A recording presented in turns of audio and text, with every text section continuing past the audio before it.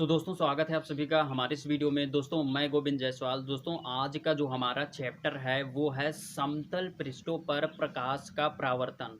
तो दोस्तों ये फिजिक्स का पहला चैप्टर है जो कि क्लास 10th के साइंस के 14वां चैप्टर है। तो दोस्तों इसमें आज हम यहाँ पर जानने वाले हैं प्रकाश के बारे में, प्रकाश के स्रोत के बारे में, प्रकाश के गुण के बारे में, प्रकाशिक माध्यम के बारे में।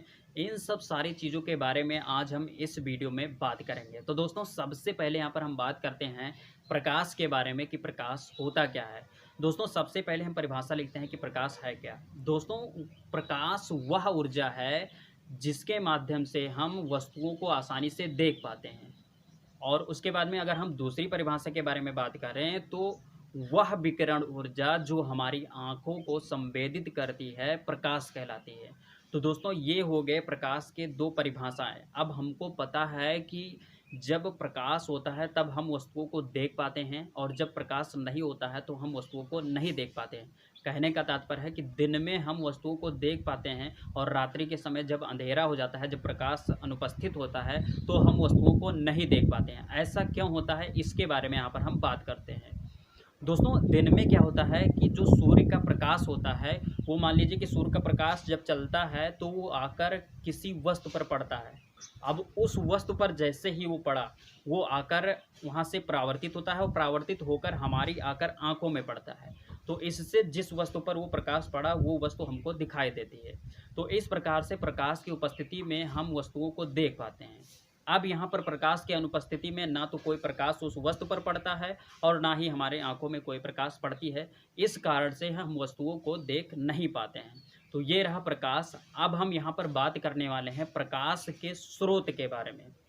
दोस्तों प्रकाश की स्रोत के बारे में बात करें तो यहाँ पर प्राकृतिक स्रोत और कृत्रिम अर्थात मानव निर्मित स्रोत दो प्रकार के स्रोत हैं। तो प्राकृतिक स्रोत में आ जाता है आपका जो यहाँ पर तारे होते हैं और सूर्य हो गया, ये प्राकृतिक प्रकाश के स्रोत हैं। और यहीं पर अगर कृत्रिम अर्थात मानव निर्मित प्रकाश के स्रोत जो हैं वो हैं जैसे यहाँ पर बल्ब हो गया, मोमबत्ती हो गई, ये सब यहाँ पर मानव निर्मित प्रकाश के स्रोत हैं। अब यहाँ पर इसके आधार पर इस प्रकाश स्रोत को दो वर्गों में विभाजित कर दिया गया, जिसमें से अगर हम पहले की बात करें तो पहले को यहाँ पर दीप्त प्रकाश का स्रोत यहाँ पर, और उसके बाद में दूसरे को हम बोलेंगे यहाँ पर अदीप्त प्रकाश का स्रोत। अब यहाँ पर ये दीप्त प्रकाशिक स्रोत और अदीप्त प्रकाशिक स्रोत ये क्या हैं इसको यहाँ पर जानते हैं। दोस्तों दीप्त प्रकाश स्रोत वे होते हैं जो प्रकाश स्वयं उत्पन्न करते हैं, वो किसी दूसरे पर डिपेंड नहीं होते हैं, प्रकाश स्वयं उत्पन्न करते हैं, वो दीप्त प्रकाश स्रोत कहलाते हैं। जैसे सूर्य हो गया, यहाँ पर बल्ब हो गया, ये सब होते हैं आपके दीप्त प्रकाश के स्रोत। और यहीं पर अगर हम अदीप्त प्रकाश स्रोत के बारे में बात करें तो वे प्रकाश के स्रोत जो दीप्त प्रकाश के स्रोत पर डिपेंड होते हैं। जैसे क्या होता है रात्रि के समय क्या होता है कि ये जो चंद्रमा है वो चमकता है। चंद्रमा यहाँ पर प्रकाशहीन है लेकिन ये चमकता है। तो ये क्यों चमकता है? सूर्य का प्रकाश इस चंद्रमा पर पड़ता है, क्योंकि सूर्य डूबता नहीं कि पृथ्वी के अंदर धंस जाता है, वो पृथ्वी के अंदर धंसता नहीं है। वो जैसे यहाँ पर 12 घंटे का यहाँ पर दिन हो रहा है तो दिन के बाद में वो जो सूर्य है, सूर्य और ये पृथ्वी का जो गत होता है इसके कारण से उसका डायरेक्शन चेंज होता है। और इस कारण से कहीं पर रात्रि होता है तो कहीं पर दिन होता है, और कहीं पर दिन होता है तो कहीं पर रात्रि होता है। तो इस प्रकार से होता है।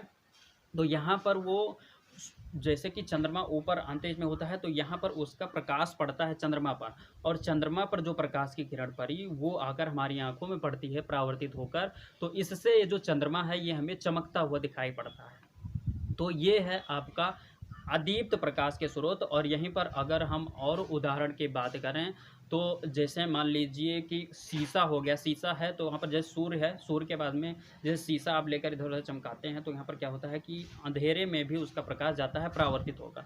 तो इस प्रकार से ये भी डिपेंड होता है सूर्य पर अर्थात दीप्त प्रकाश के स्रोत पर।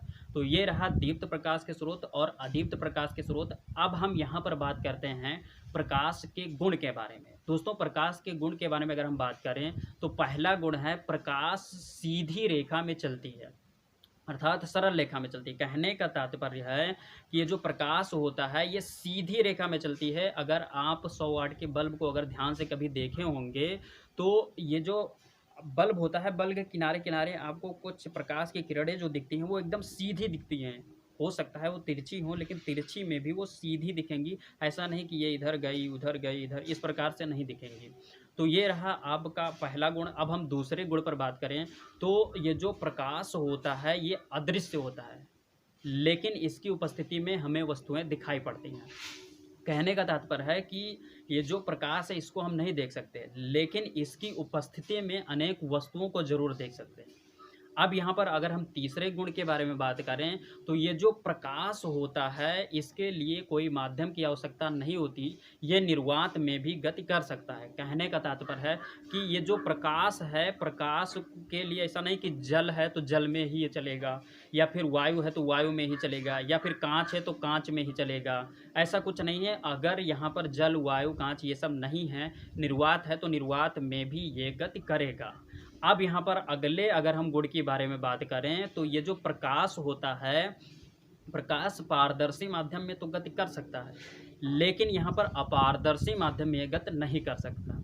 अब यहाँ पर सबसे पहले जानते हैं कि पारदर्शी माध्यम क्या है और अपारदर्शी माध्यम क्या है। दोस्तों, वह माध्यम जिसमें प्रकाश एक तरफ से दूसरी तरफ जा सके, उस माध्यम को हम बोलते हैं पारदर्शी माध्यम। और उसके बाद में वह माध्यम जिसमें प्रकाश एक तरफ से दूसरी तरफ ना जा सके, अर्थात उसमें प्रवेश ना कर सके, उसे हम कहते हैं अपारदर्शी माध्यम। अपारदर्शी माध्यम का अगर हम उदाहरण यहाँ पर प्रस्तुत करें तो मान लीजिए लकड़ी हो गया, लकड़ी के अंदर प्रकाश प्रवेश नहीं करता।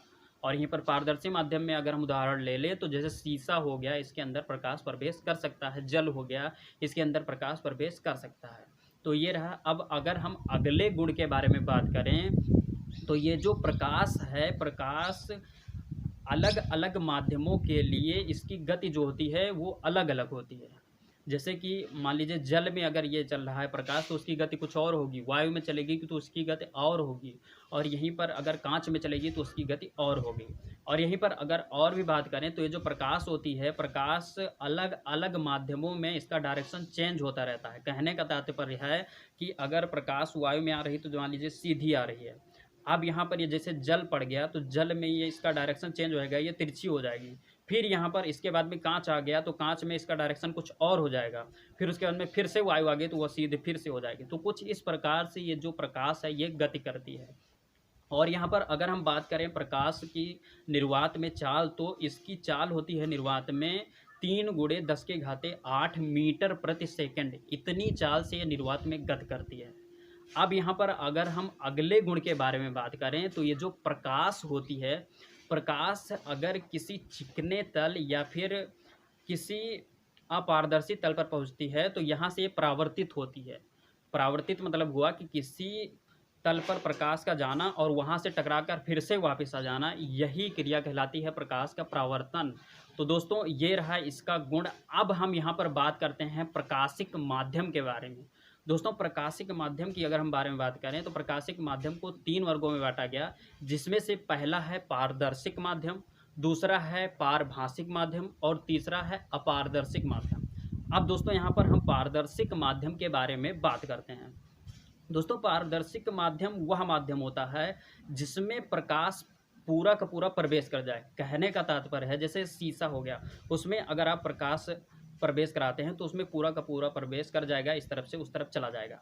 तो ये हो गया आपका पारदर्शिक माध्यम। अब यहाँ पर अगर हम बात करें पारभाषिक माध्यम की तो दोस्तों वह माध्यम जिसमें प्रकाश का कुछ अंश ही अंदर जा सके। जैसे कि अगर हम उदाहरण की बात करें तो जैसे तेल में लिपटा हुआ कागज, इसमें अगर आप प्रकाश को प्रवेश कराते हैं तो पूरा का पूरा प्रवेश यहाँ पर नहीं कर पाएगा, यहाँ पर कुछ भाग ही यहाँ पर इसके उस पार चला जाएगा, यानी कागज के उस पार जाएगा। और यहीं पर अगर हम दूसरा उदाहरण ले लें तो मान लीजिए जो कांच है वो पुराना कांच या भद्दा कांच, इस प्रकार से, तो उसमें जब आप प्रकाश को प्रवेश कराते हैं तो वहाँ पर भी पूरा का पूरा प्रकाश प्रवेश नहीं करता है। तो ये रहा आपका पारभाषिक माध्यम। अब हम यहाँ पर बात करते हैं अपारदर्शिक माध्यम के बारे में। दोस्तों, अपारदर्शिक माध्यम वह माध्यम होता है जिसमें प्रकाश प्रवेश ही ना करे। कहने का तात्पर्य है कि जैसे लकड़ी हो गया, लकड़ी में अगर आप प्रकाश को डालते हैं तो प्रकाश उसमें प्रवेश नहीं करता, वो एक तरफ से दूसरी तरफ नहीं जा सकता। तो ये जो आपका माध्यम है ये है अपारदर्शिक माध्यम। अब दोस्तों यहाँ पर हम जानते हैं प्रकाश किरण के बारे में। दोस्तों जब प्रकाश किसी पारदर्शी माध्यम में गति करता है और वो भी सरल रेखा में गति करता है, तो प्रकाश के इस मार्ग को ही हम बोलते हैं प्रकाशिक किरण। अब दोस्तों प्रकाश किरण के समूह को हम बोला जाता है प्रकाश पुंज। अब दोस्तों ये जो प्रकाश पुंज होते हैं ये 3 प्रकार के होते हैं, जिसमें से पहला है अभिसारी प्रकाश पुंज, दूसरा है अपसारी प्रकाश पुंज और तीसरा है समांतर प्रकाश पुंज। अब दोस्तों यहाँ पर अभिसारी प्रकाश पुंज क्या होते हैं, इसको यहाँ पर जानते हैं। दोस्तों जब कई सारे प्रकाश किरणें एक बिंदु पर आते हुए प्रतीत होते हैं या आते हैं, तो वो जो प्रकाश पुंज होते हैं वो कहलाते हैं अभिसारी प्रकाश पुंज। अब यहाँ पर हम बात करते हैं अपसारी प्रकाश पुंज के बारे में।